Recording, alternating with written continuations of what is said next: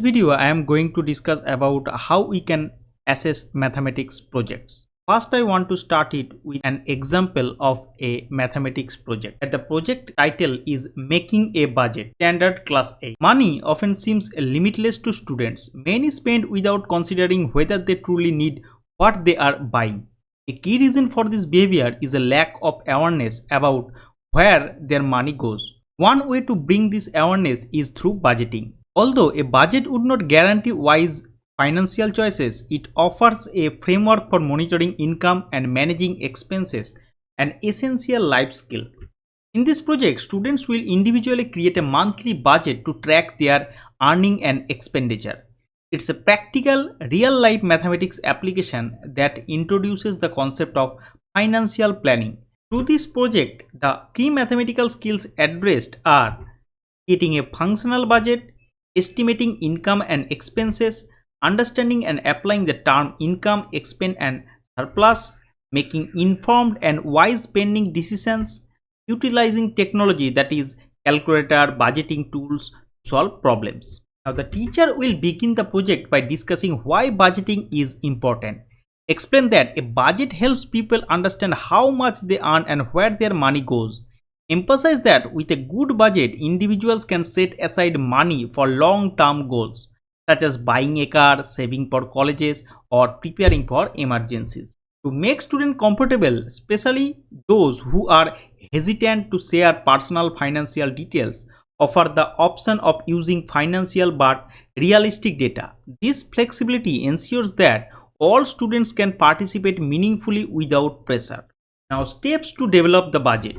First, distribute student guide, which outlines the purpose of budgeting and the steps involved. Second one is go over datasheet, tips for making a budget, which explains income, expenses and surplus in details and offer a step-by-step method. Third, review essential terms, that is income, the total money received, expenses, that is all spending including savings, surplus, that is the amount left when income exceeds expenses. Now step 4 is how to estimate income and expenses effectively. Encourage overestimation to expenses to prevent budget shortfalls. Now step 5 is provide worksheet. Title Working on Your Budget, for students to complete their budgets by listing incomes and expenses and calculating the difference. Now important budgeting guidelines include all income sources, that is allowance, part-time jobs and occasional earning. Estimate conservatively, especially for variable source like gifts. List common expenses, that is food, clothes, entertainment, transportation and savings. Recognize that saving can be treated as a planned expense, making it more likely that students set money aside regularly. Ensure students subtract expenses from income to determine their financial balances. A result of 0 means the budget is balanced. A positive number indicates a surplus which can go to saving or discretionary spending. A negative number means expenses exceed income, requiring adjustments. Now wrap up and reflection. After students complete their worksheet, collect and review them. Discuss any difficulties they encountered, the decision they made and the insight they gained.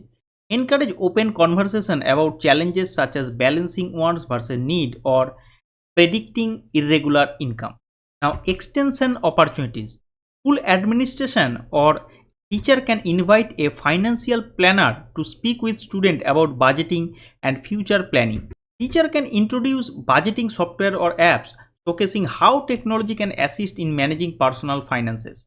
If students are familiar with specific tools like Mint or You Need a Budget, invite them to share their experiences. Now, student guide summary. First, situation.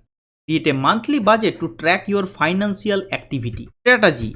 Add up your total monthly income. List all monthly expenses. Calculate total expenses and subtract from income. Special tips.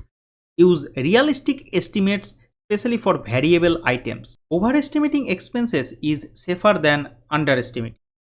A surplus can be saved or used for occasional extras. Now assessing math project. Now tool for assessment. Teachers have several options for assessing student work during math projects. These include observation log, checklist, point system and student conference. These methods offer the flexibility to adapt to various classroom needs and teaching styles. When combined with traditional quizzes and tests, they offer a more complete picture of students' academic performance. One of the most insightful tools is the observation log, which allows teachers to record how students work during project time, whether individually or in group. Two types of logs can be used, the individual observation log and the group observation log. To make this manageable, teachers might choose to observe just 5 to 10 students per day. Logs can be attached to clipboards for easy mobility around the class. What's noted in these logs might include evidence of mathematical thinking, problem-solving strategies, concept understanding, or even collaborative behavior. To keep note-taking efficient, a personalized system of shorthand can help. Use initials for student's name. Example, John's become J. Abbreviate frequent words. Example, excellent equal to EX, problem equal to group equal to GP, etc. Use short phrases instead of full sentences. An example entry might read this quotation, and this means the student worked well with a group and offered a sketch to illustrate the problem. Now, conferences, that is learning through dialogue. Student-teacher conferences offer a more personal way to assess progress. Simply discussing the project with students can reveal their understanding and attitude towards mathematics. Teachers can ask guiding questions to assess comprehension, strategy, and group dynamics. Preparing a set of questions in advance can help target specific areas and even allow teachers to gauge overall class trends if asked across multiple students.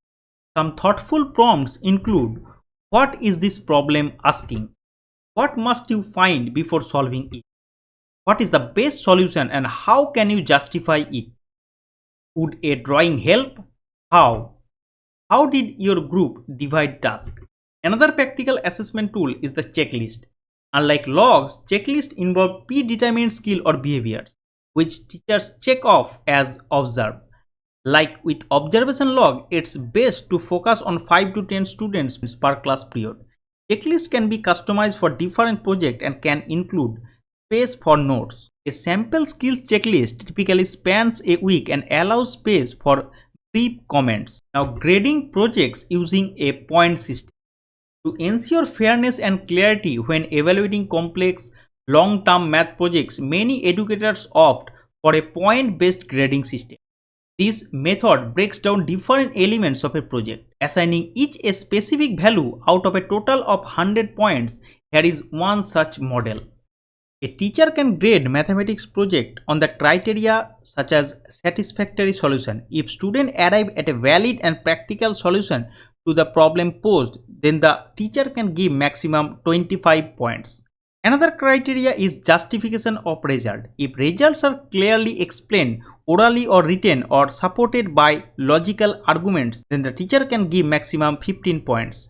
In the same way, the following criteria, that is method, accuracy, creativity, persistence, cooperation, can be evaluated. This breakdown provides a balanced way to assess both the process and the product of student work, helping ensure that all aspects of learning are recognized.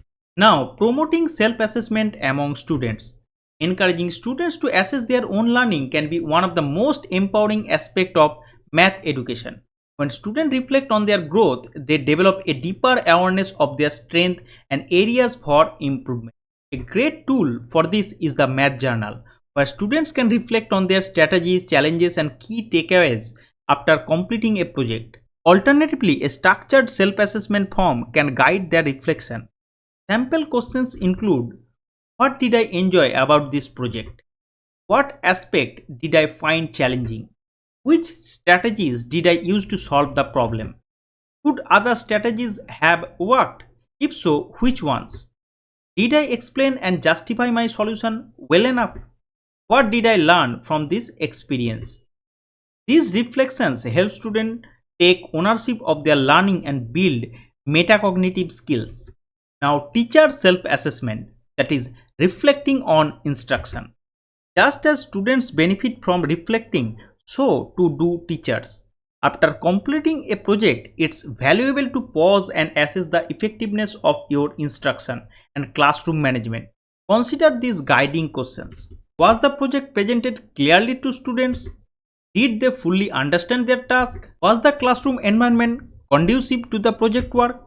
Were grouping effective or should they be adjusted next time? Did I monitor students well and understand their learning outcomes? Were my guiding questions productive? Which ones worked best? Did I allow enough time for reflection and discussion at the end? Reflecting on these areas help refine your teaching practice and improves project implementation in the future. Hope this short discussion will help you to understand how we can assess mathematics projects. Thank you and happy learning.